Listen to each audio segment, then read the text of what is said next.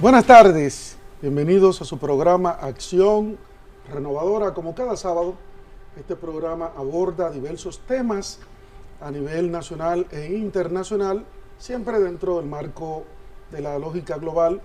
Y en la tarde de hoy, además de que tenemos invitadas internacionales, vamos a abordar varios temas que son de mucho interés para la nación dominicana. Veamos. Hoy en Acción Renovadora. Y ahora muchas personas se han conectado nuevamente con el Partido Republicano como la única opción para que Estados Unidos vuelva a ser Estados Unidos. Vamos a ver. Afirman que van en aumento, sobre todo en lo que se refiere a los empleos.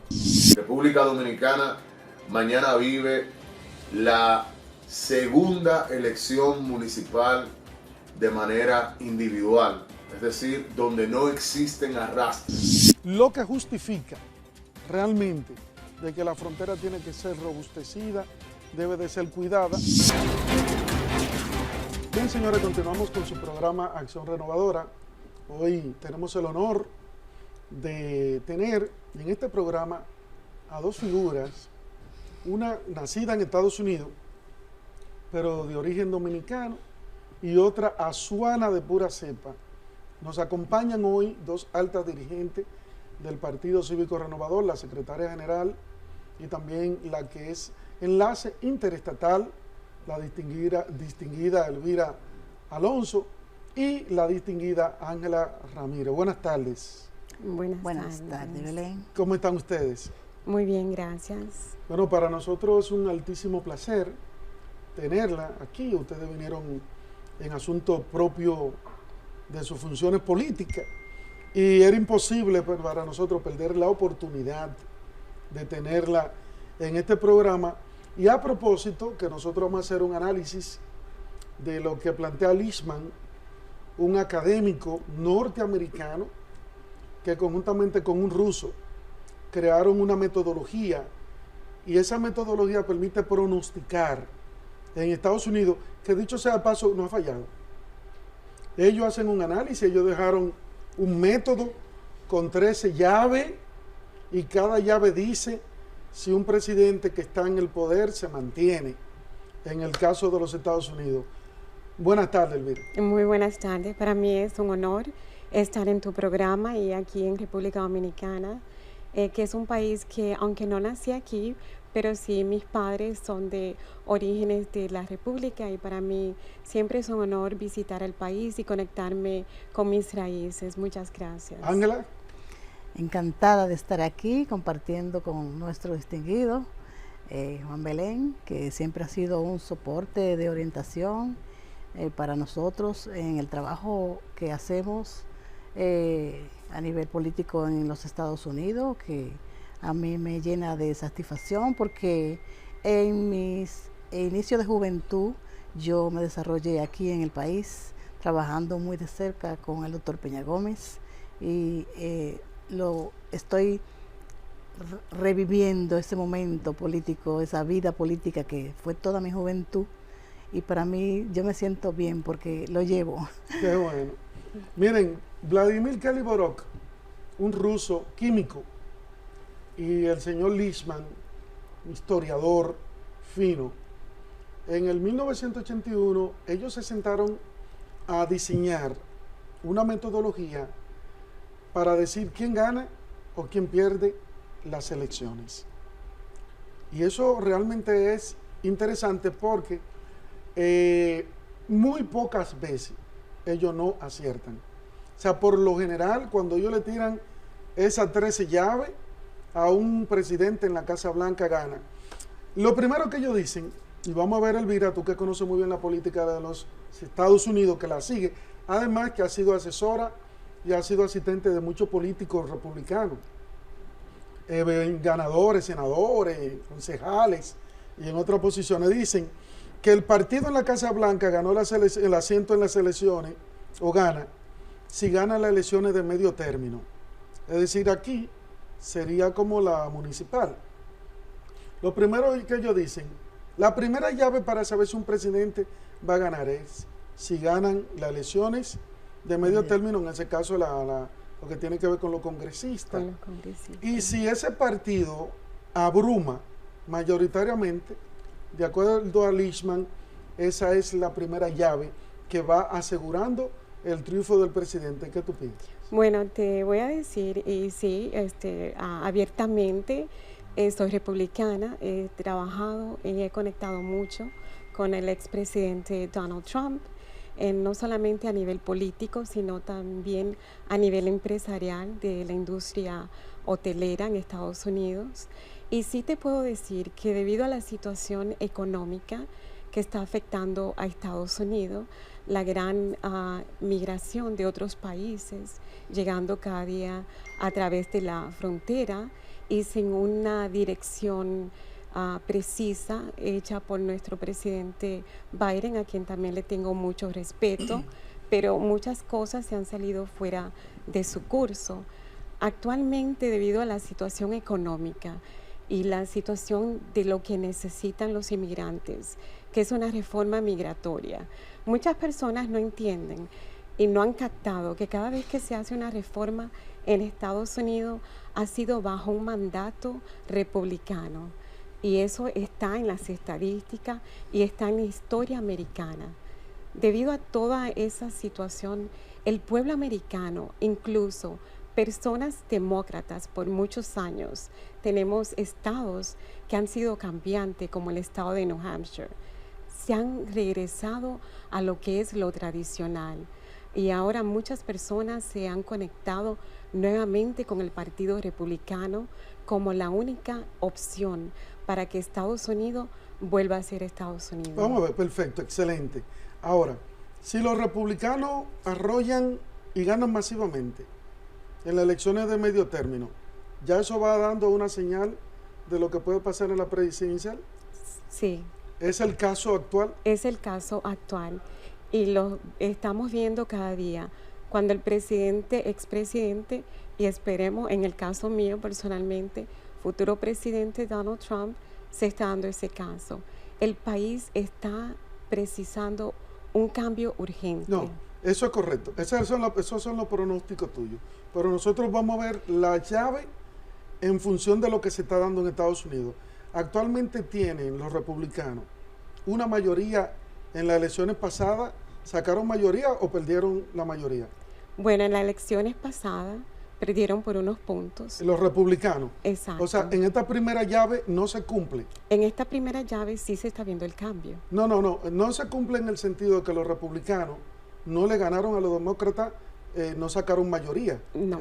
Entonces, en esa primera llave, según dice Lichtman, dice, el partido en la Casa Blanca ganó asientos en las elecciones de mitad del periodo. O sea, avanzó al partido que ganó, que en este caso Biden, y sacan a Trump. Exacto. Entonces, en esta primera llave, el partido que está en la Casa Blanca tiene una mayoría, tanto en el Congreso como en los ayuntamientos, como le decimos nosotros, ¿o no?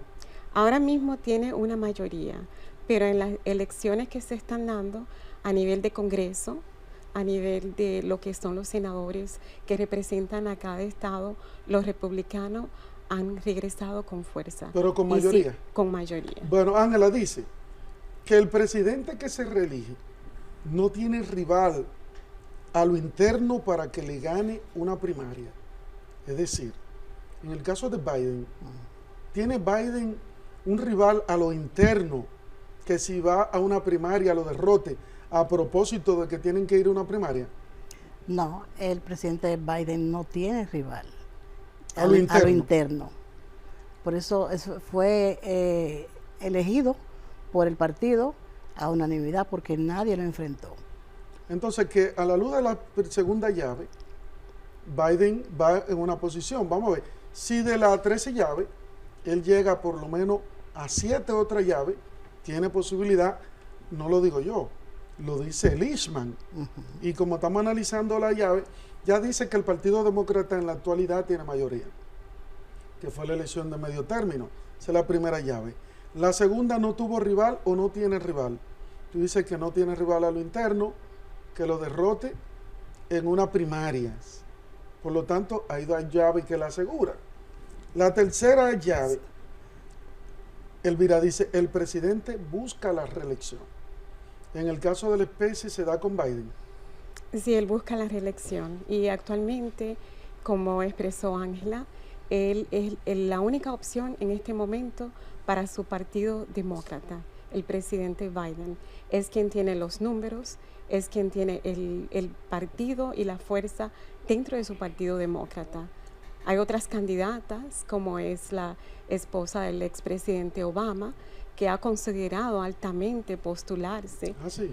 Sí, Michelle Obama, pero actualmente no sé qué pasa, pero sí en Estados Unidos dicen que ella no está a los niveles ni al estatus de demanda como lo está el presidente actual, Biden. Ah, ok, entonces hay otra llave que pasa, o sea, otra llave que abre la Casa Blanca. Van 3.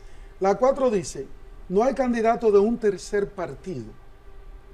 Es decir, no hay un tercer partido que ponga en equilibrio, ¿verdad?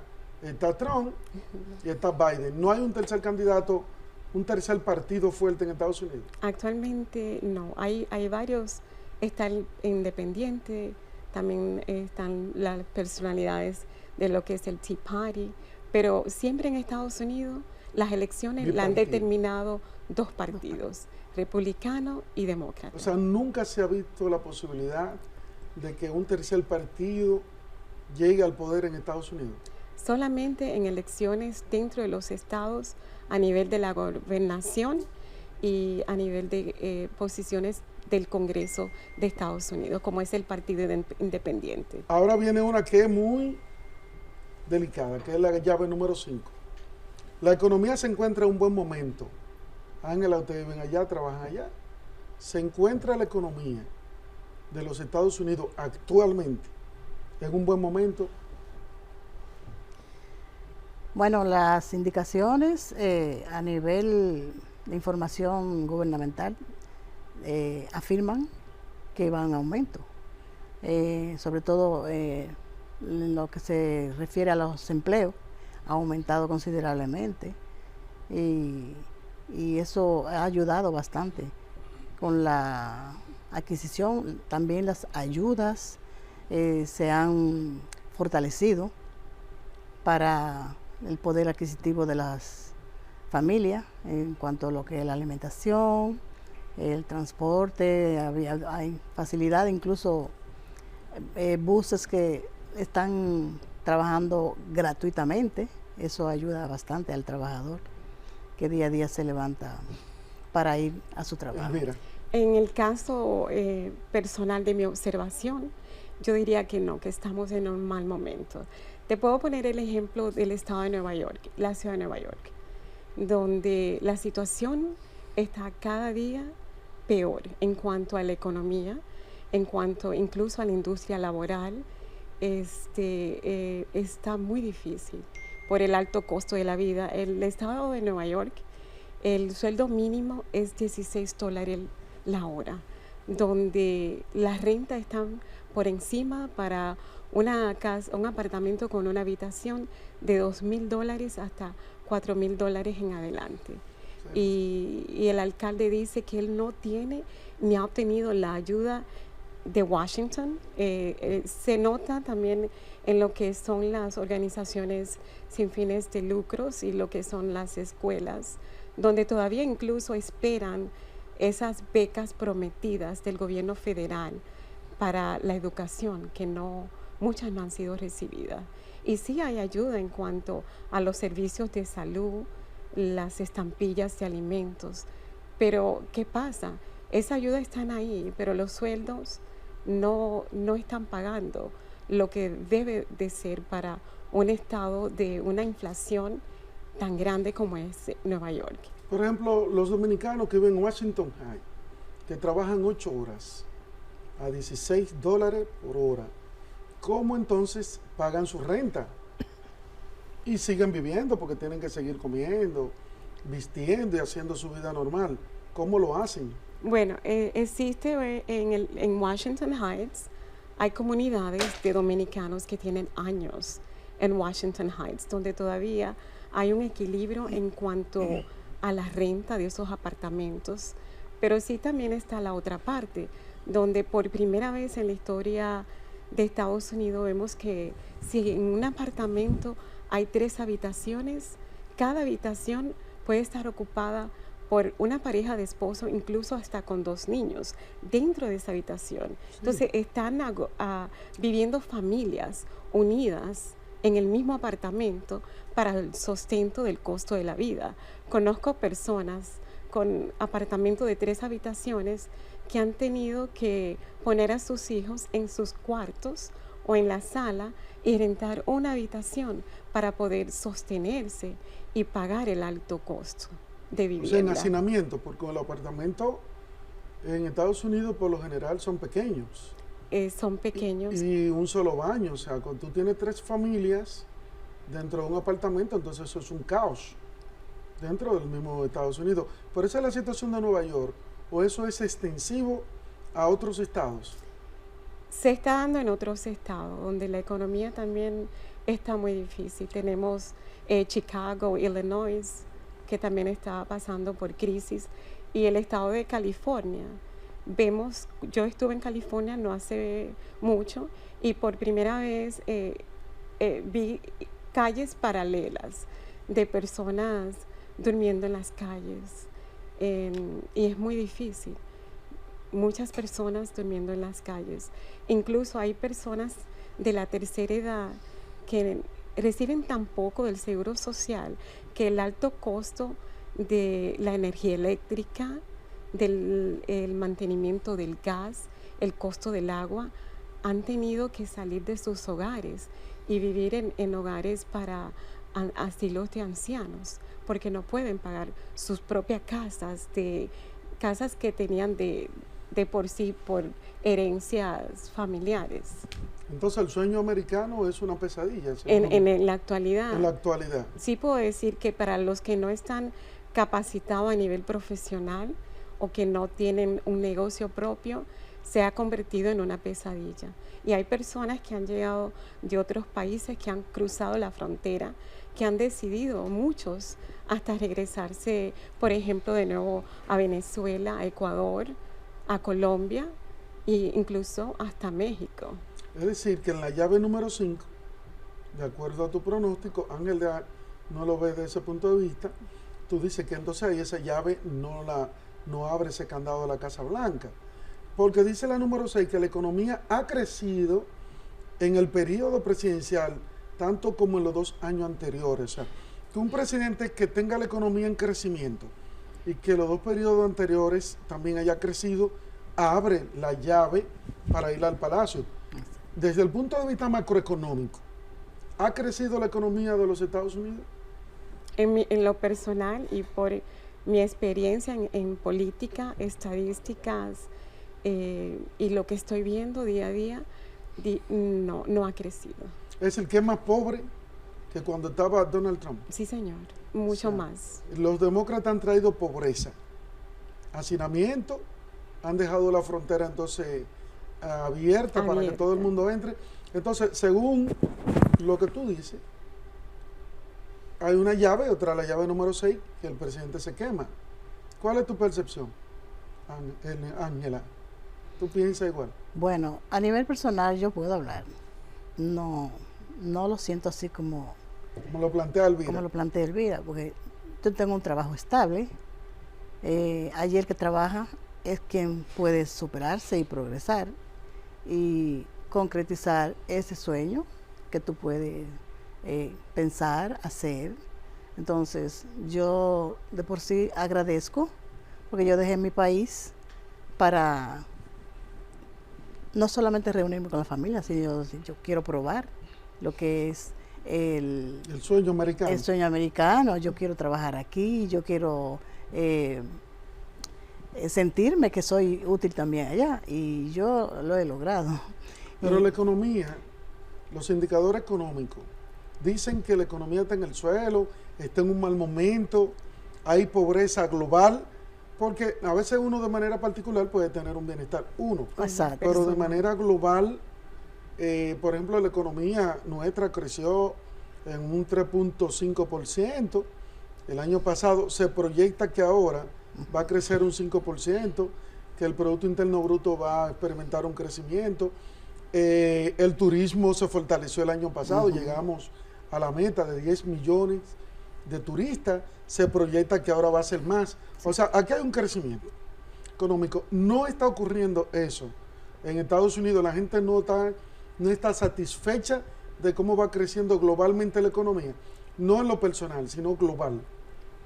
Pues si me permite, puedo decirte que incluso en el área de bienes y raíces, donde los intereses han subido a un 7 y 9%, para el latino, estoy enfocándome en los que somos los latinos.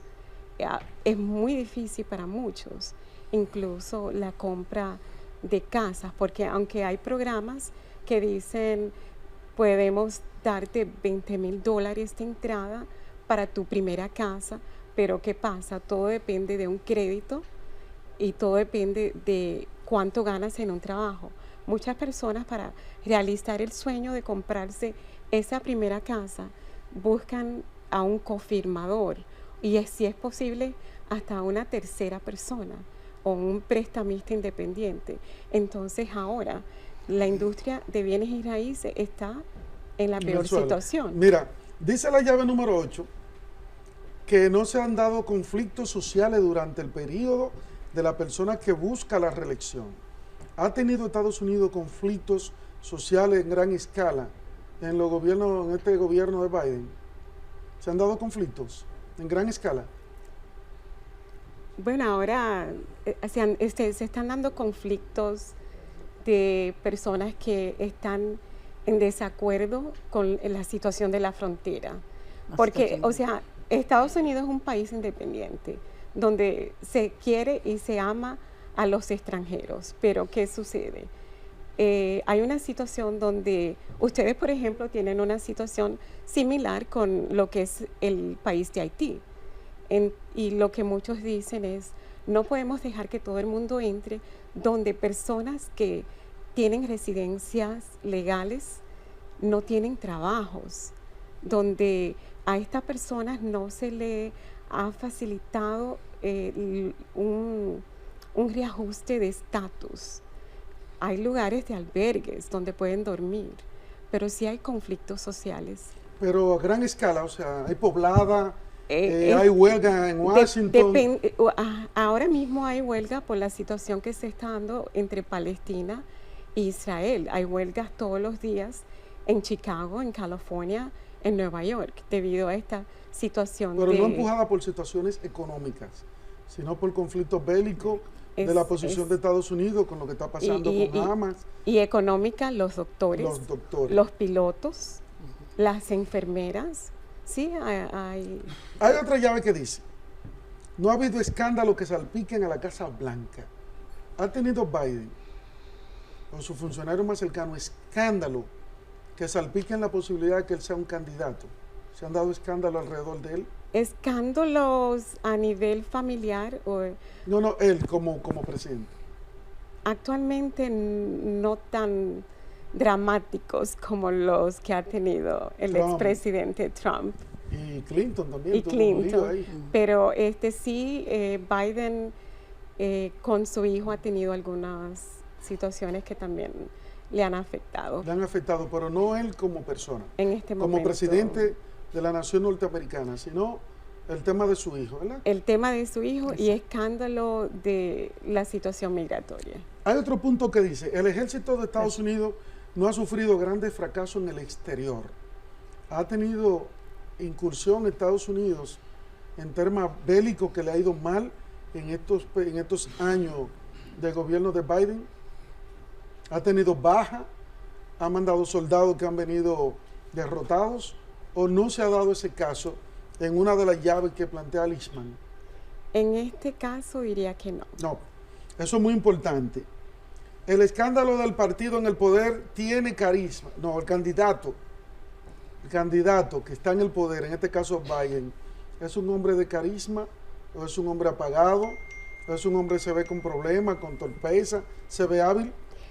Bueno, la observación... Ángela, espérate, pero vamos a ver, Ángela, tú eres republicana.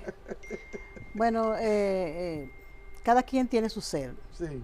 Su ser. Su ser, que es como... Su luz. Su luz, que es como es.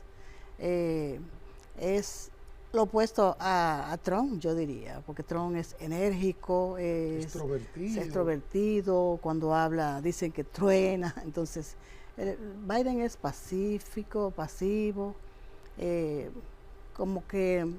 ¿Tiene carisma? Tiene carisma. ¿O no tiene carisma? Bueno, tiene carisma en el sentido de que tú transmite como tranquilidad. Paz. Paz. Pero sí. es carismático, porque la paz y el carisma es otra cosa.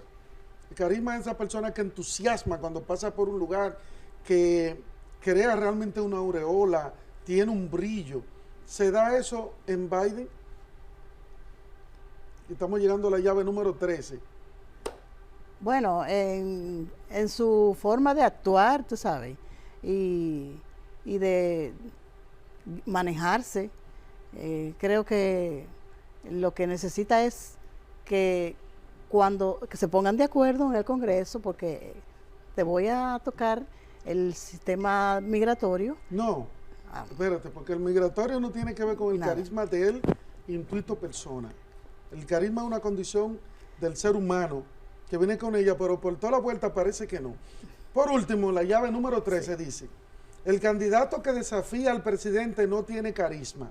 Es decir, en este caso Trump es que él está desafiando para volver al poder. ¿Tiene Donald Trump carisma?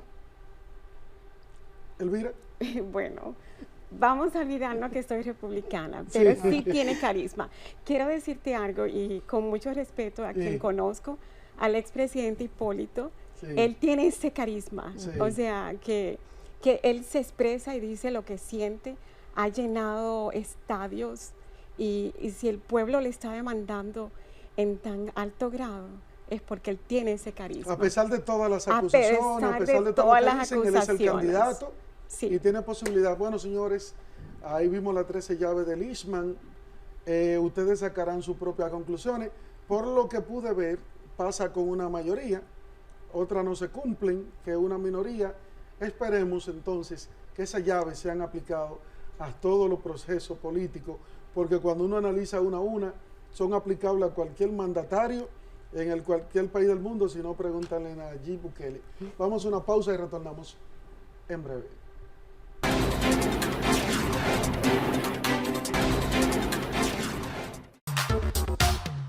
Hola amigos, para unirte al partido emergente de mayor crecimiento en la República Dominicana, Partido Cívico Renovador, PCR, solo tienes que ir a www.pcr.org.do. Al final de la página, dale clic al botón Únete, llena los datos y ya eres uno de nosotros. ¿Qué esperas? Sé parte de esta gran familia renovadora, Partido Cívico Renovador.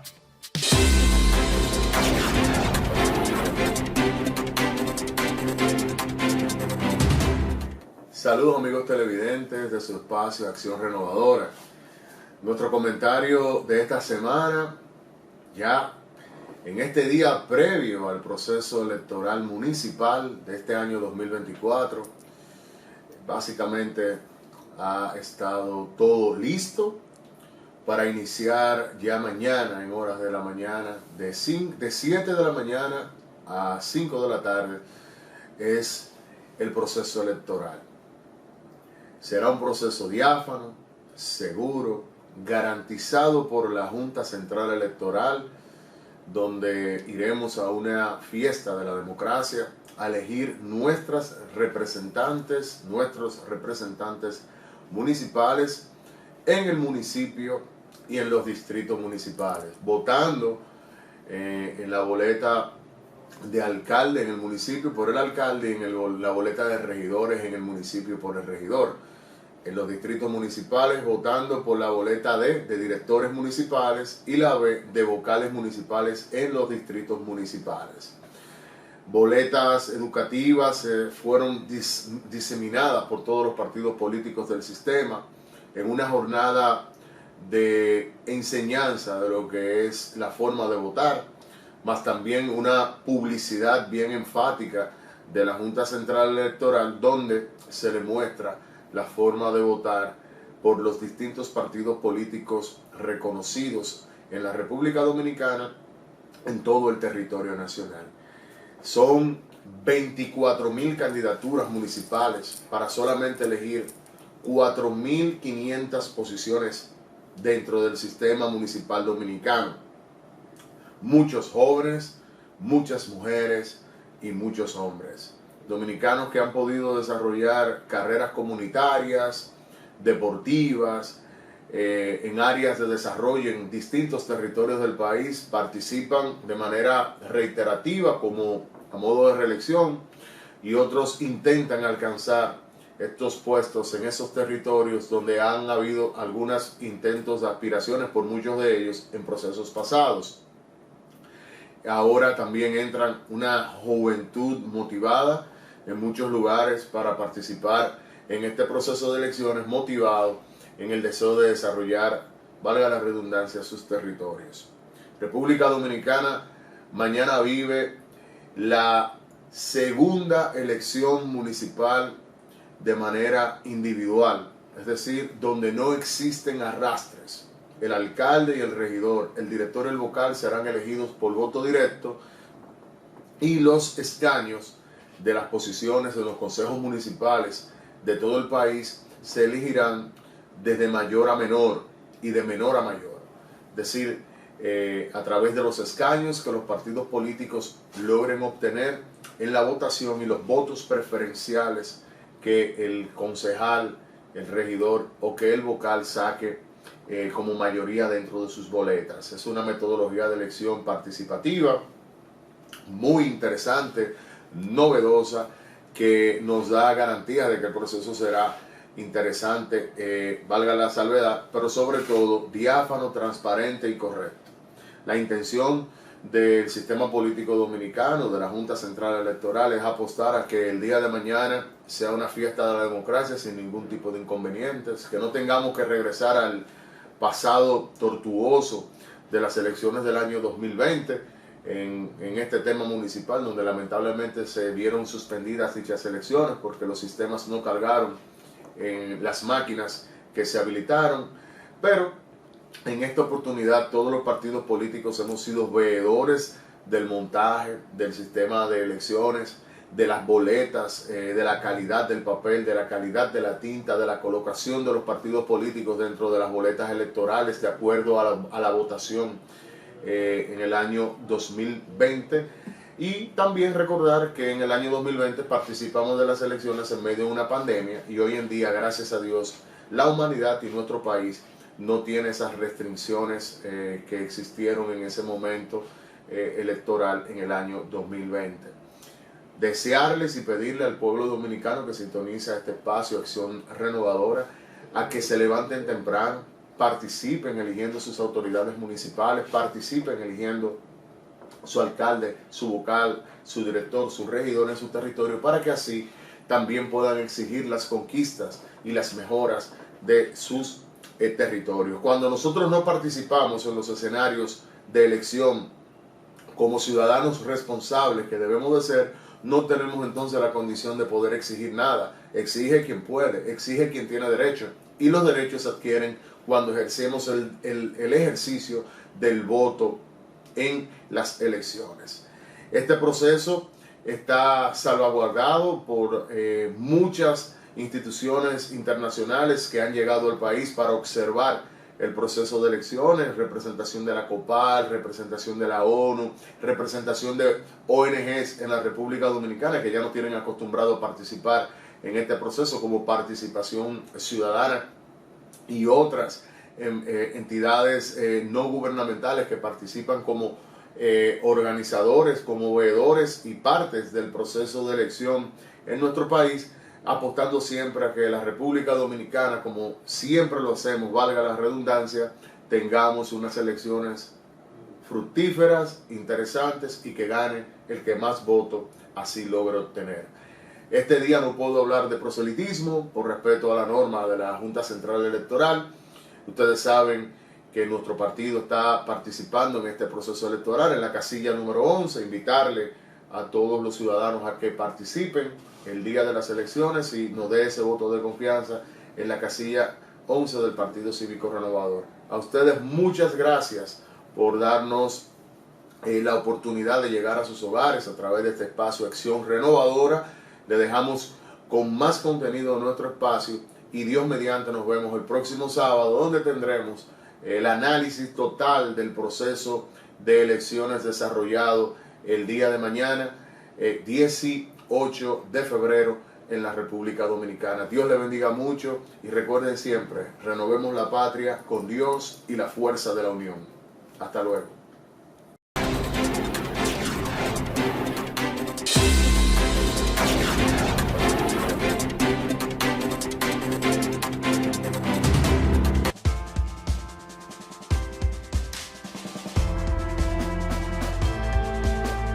Y a la conferencia que venimos a dictar, queremos expresarle que la publicación de la obra Gregorio Luperón, padre de la Segunda República, ha concitado debates y polémicas en todos los ámbitos del país. Mi general Zorrilla Osuna ha hecho una exposición sobre un tema de tanta relevancia y que él está en busca de ese reconocimiento que ha expuesto. Comandante, quisiera ante este plenario darle las gracias y quisiera utilizar una frase, se apega un poco a la grandeza de su participación aquí hoy día, porque es, el hijo bueno a su casa vuelve.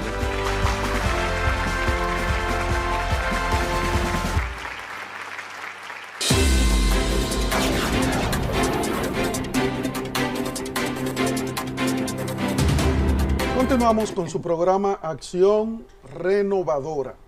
Señores, una vez más, el presidente de la República truena en la Organización de las Naciones Unidas, donde le hace una advertencia con mucha profundidad a la comunidad internacional, donde el jefe de Estado, presidente Luis Abinader, dice a la comunidad internacional en un llamado vehemente, indicándole que o vamos a trabajar juntos para salvar a Haití o nosotros vamos a trabajar, a luchar solos para proteger a la República Dominicana. Cuando yo escuché esa frase con determinación del presidente de la República, empecé a procesar lo que eso significa desde el campo de la diplomacia, desde el campo de la política exterior y qué mensaje de profundidad le lleva el presidente a esa comunidad internacional que ha sido totalmente desidiosa, indiferente, que ha tratado con desdén el tema de los haitianos.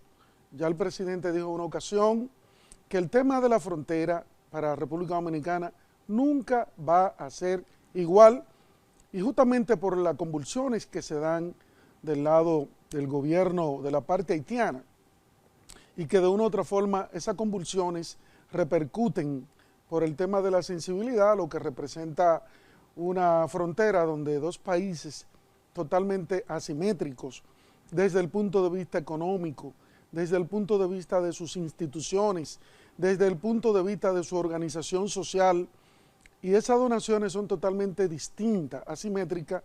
Siempre el país que tiene mayor convulsión o mayor problema interno va a presionar buscando soluciones en el país que presenta por lo menos mejor estabilidad o mejores indicadores económicos. Y realmente todo el mundo esperaba que para esta fecha ya el gobierno de Kenia, ese gobierno que iba a representar a los países que iban a venir a hacer una especie de intervención en Haití para controlar el desorden, el caos y la entropía que prevalece en esa gran nación, con el revés que ha tenido Kenia con la Suprema Corte de Justicia, donde declara de ilegal la llegada de los policías kenianos. Eso complica toda la situación en Haití. Sumado a lo que nosotros dijimos desde el principio, desde que llegó Guy Philippe a Haití, que salió excarcelado, del sur de la Florida, acusado, sentenciado por un tema de lavado de activos y tema del narcotráfico, ya nosotros desde Acción Renovadora habíamos advertido que eso iba a meterle más castaña al fuego a esa nación totalmente desestabilizada, y justamente nuestras palabras fueron lapidarias porque conocemos el perfil de Guy Philippe, que fue el que puso en zozobra en los gobiernos de Aristide allá en esa nación, y además nosotros sabemos que como él es un jefe de la policía con una formación militar, académico y por demás con mucho liderazgo y con cierta alianza y control de las bandas, nosotros no teníamos ninguna duda de que eso iba a acrecentar el tema haitiano. El presidente de la República fue firme, el presidente Luis Abinader ha sido coherente, y por eso todo el reforzamiento que se han hecho a la frontera, que a propósito esta semana apareció un soldado asesinados, y todo parece indicar que fueron ciudadanos haitianos los que cometieron el crimen, lo que justifica realmente de que la frontera tiene que ser robustecida, debe de ser cuidada, sobre todo porque si el presidente dice que o luchamos todos para salvar Haití o nosotros luchamos solos para proteger la República Dominicana, eso indica un control o un sello de la parte de la frontera, y de inmediato todos nosotros sabemos lo que eso puede suceder. Recuerden ustedes que cuando las autoridades se oponían al comercio que se da por los 3 pasos fronterizos, el pueblo hambriento rompió la puerta de la frontera, la tiraron al río y entraron, porque la gente necesita vivir, la gente necesita comer, y si nosotros sellamos la frontera como método de protección, ya la comunidad internacional sabe lo que va a ocurrir ahí, porque no hay una válvula de escape. Todos los fines de semana los haitianos vienen a abastecerse de los productos fundamentales para vivir, para poder existir, porque sin alimento nadie vive, y Haití no produce todo lo que consume. Y tampoco nosotros, como dice el presidente, no le vendemos a los haitianos lo que nos sobra. Nosotros le vendemos lo que a ellos le hace falta.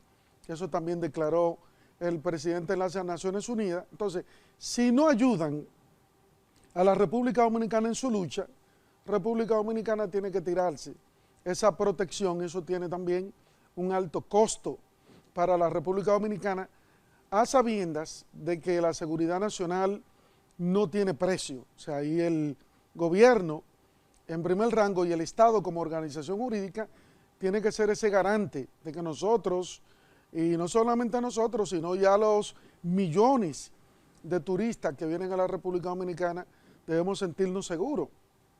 Y una nación no puede desestabilizar otra. Y por eso el presidente, que ya elevó el tono, o sea, el presidente ha ido desde un llamado, ahora fue una especie de admonición, ahora fue una especie de advertencia, y lo dijo ya con el tono y con el rigor que las circunstancias lo admeritan, porque hemos visto con mucho desdén, con mucha indiferencia a la comunidad internacional. El día pasado, cuando estalló la crisis en Ecuador, que el presidente Daniel Noboa declaró a Ecuador en un estado de guerra, de lucha armada, los Estados Unidos se pronunciaron inmediatamente para mandarle refuerzo. Ahora bien, Ecuador produce petróleo, ahí está Petroecuador, petróleo duro, que es exportado, pero Ecuador es el principal productor de banano de la región, no solamente de Sudamérica, de la región, y también exportador de camarones en gran escala. En Ecuador, comer camarón es más barato que comer pollo, porque es un productor en gran escala también de flores y una economía robustecida, y ahí sí hubo una respuesta de inmediato de los Estados Unidos. Pero Haití, con el indicador de desarrollo económico más paupérrimo de la región, país pobre que ronda en la línea de la pobreza, un país donde las instituciones no existen, un país en un estado anómico, donde realmente matan a cualquiera, nadie tiene garantía. Yo he estado viendo por algunos medios cómo la gente tiene que huir de su casa, huyendo de las bandas. Cómo las bandas se han constituido en estados pequeñitos, en gobiernos pequeñitos, porque cobran peaje, cobran coimas, cobran impuestos, chantajean, matan y nadie tiene ningún tipo de garantía. Como dice el presidente, si ya ellos dañaron su país, nosotros tenemos que cuidarnos que no nos vayan a dañar el nuestro. La mayoría de las embajadas están cerradas. Nadie tiene seguridad de caminar en Haití. Y los ricos haitianos, que son ricos muy poderosos, van y hacen su compra en Miami. Tienen su propia aeronave. Sus problemas están resueltos. Sin embargo, el 85% de la población haitiana raya en los niveles de pobreza. La educación cero, justicia cero, un primer ministro tambaleando, donde le están moviendo la simiente para que salga, porque también en Haití hay un problema, que todo el que llega al poder se aferra. Sí, la gente dice, algo debe de haber, que el que llega al poder en Haití se aferra. Nosotros creemos, desde Acción Renovadora, y hemos sido coherentes con este tema porque le hemos dado seguimiento, que la comunidad internacional no se puede hacer de la vista gorda, como decimos, porque esa frase, o jugamos todos, o se rompen la baraja, eso es una advertencia de que si no se ponen la regla clara, el gobierno dominicano va a asumir con todo lo que eso implica. He escuchado a algunos nacionalistas diciendo que lo más factible para el gobierno es salir de ese concierto, porque si el gobierno dominicano aporta para lo que es la seguridad, porque las Naciones Unidas, que surgen después de la Segunda Guerra Mundial, justamente lo que procuraba era cero conflictos en el mundo, y sobre todo después de la gran conflagración de la Primera y de la Segunda Guerra Mundial, como dice Jean-Paul Sartre, que el ser humano es una especie irracional, se fue a una guerra humana donde millones de personas perdieron la vida.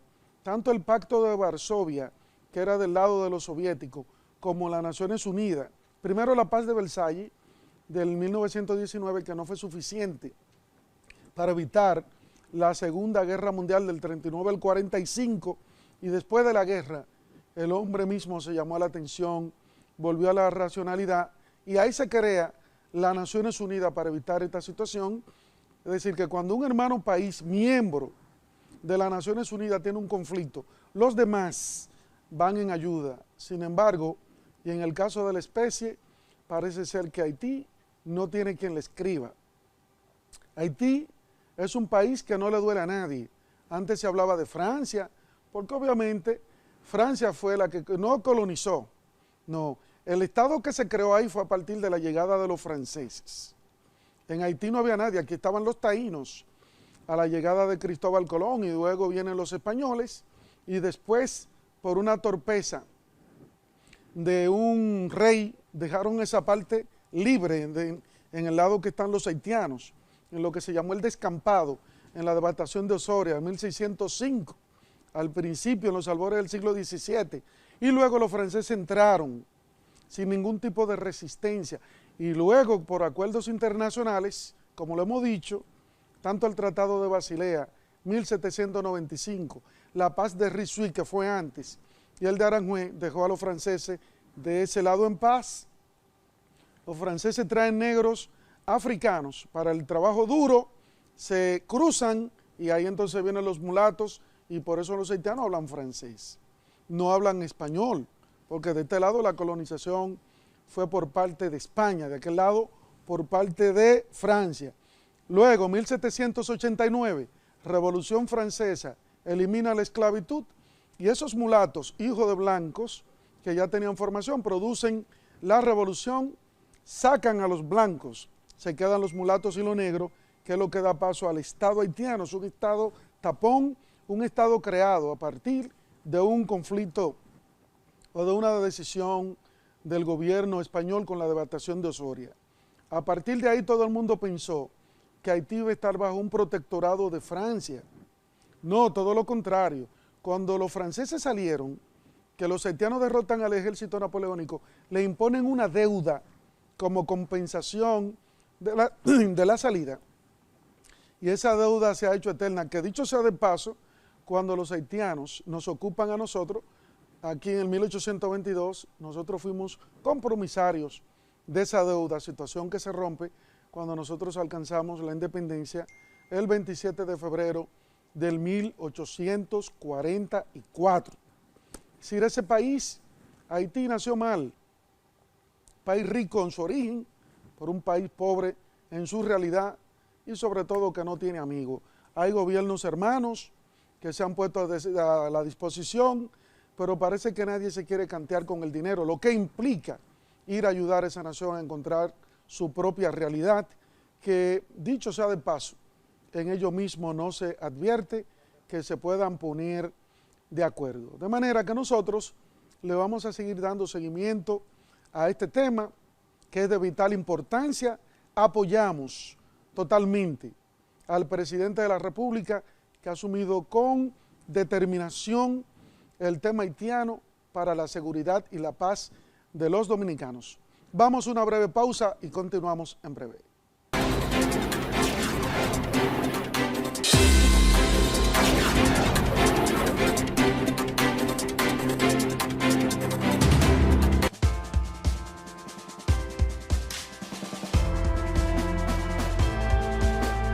Y a la conferencia que venimos a dictar, queremos expresarle que la publicación de la obra Gregorio Luperón, padre de la Segunda República, ha concitado debates y polémicas en todos los ámbitos del país. Mi general Zorrilla Osuna ha hecho una exposición sobre un tema de tanta relevancia y que él está en busca de ese reconocimiento que ha expuesto. Comandante, quisiera ante este plenario darle las gracias y quisiera utilizar una frase, se apega un poco a la grandeza de su participación aquí hoy día, porque es: el hijo bueno a su casa vuelve.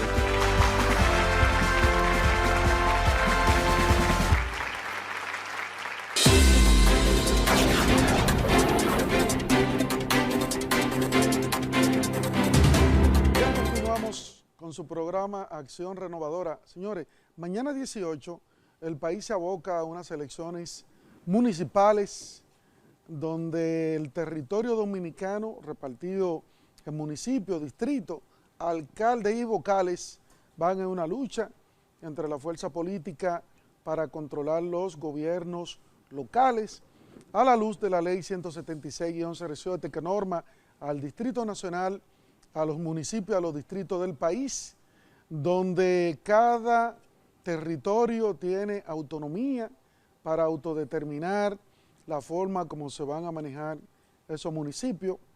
Pienso que el país ha avanzado en términos de respeto entre las fuerzas. En otro tiempo había muchos heridos, muertos y muchísimas dificultades, pero parece ser que la clase política en la República Dominicana ha madurado. Eso ha traído como consecuencia el respeto del liderazgo, eso ha traído como consecuencia que los partidos se pongan de acuerdo, un cronograma de cuándo le toca a uno su marcha, cuándo le toca al otro, y nosotros desde Acción Renovadora esperamos de que este sea un proceso democrático, esperamos que sea un proceso que al final, al día siguiente, sea una fiesta de los dominicanos, y que cada municipio tenga el alcalde o el vocal o los regidores o los directores que decidieron elegir para dirigir los destinos territoriales de nuestro país. No tenemos duda de que será un proceso bien administrado, independientemente de situaciones que siempre se evocan, que son normales, porque son procesos complejos, son muchos intereses de muchas personas que van a buscar el triunfo electoral. Siempre los que ganan celebran, los que pierden siempre dicen que le robaron su voto, que algo pasó, pero esa es la democracia. Nosotros desde Acción Renovadora estamos apostando a que este proceso lleve alegría, lleve paz y tranquilidad y que mañana, domingo 18, cada dominicano se levante temprano a ejercer el derecho de elegir y de ser elegido. Aquellos que están postulando serán elegidos y el dominicano irá sin manipulación, sin compra de conciencia, a ejercer su voto para que sea ese voto el que determine quién ganó y de la misma manera quién perdió. De manera que desde Acción Renovadora auguramos éxito y esperamos que la Junta Central Electoral, como institución que regula los procesos electorales como la madre nutricia de estos procesos, salga fortalecida, porque de la misma manera sale fortalecido el pueblo dominicano. Buenas tardes y lo esperamos el próximo sábado para comentar qué pasó en el proceso electoral. Será hasta la próxima.